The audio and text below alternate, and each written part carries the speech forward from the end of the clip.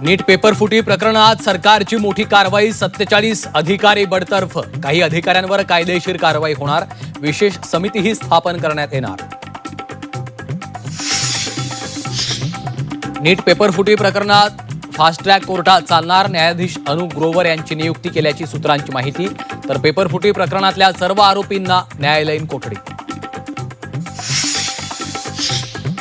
सोनम वांगचुक यांनी अखेर उपोषण सोडलं, पीडित कुटुंबांना मदत आणि आंदोलकांवरचे गुन्हे मागे घेण्याचं आश्वासन दिल्याच्या नंतर उपोषण मागे घेण्याचा निर्णय। सीजेपीची सरकारसोबत 2 तास चर्चा, धर्मेंद्र प्रधान यांच्या राजीनाम्यावर तडजोड नाही, सीजेपीची बैठकीत भूमिका, तर भरपाई आणि खटले मागे घेण्यावर सरकारची सहमती।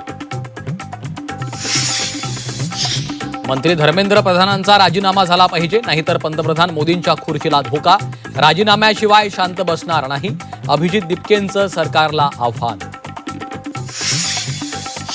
तुमच्या हातात बंदुका काठ्या असतील तर आमच्या हातात तिरंगा आहे, समोर या, तुमची हुकुमशाही जिंकते की आमचा तिरंगा ते पाहू, मुंबईतल्या आंदोलनात उद्धव ठाकरेंचं आव्हान। शाळेत शिक्षकांनी विद्यार्थ्यांना मारलं तर त्यांच्यावर कारवाई होते, मग दिल्लीत विद्यार्थ्यांना मारहाण करणाऱ्या पोलिसांवर आणि तसे आदेश देणाऱ्यांवर कारवाई का नाही, राज ठाकरेंचा सरकारला सवाल। पोलिसांचं असलं वर्तन खपवून घेतलं जाणार नाही, व्हायरल व्हिडिओवरून वर्षा गायकवाड संतप्त, तर व्हिडिओचा बेजबाबदारपणे चुकीचा अर्थ लावला, मुंबई पोलिसांचं स्पष्टीकरण।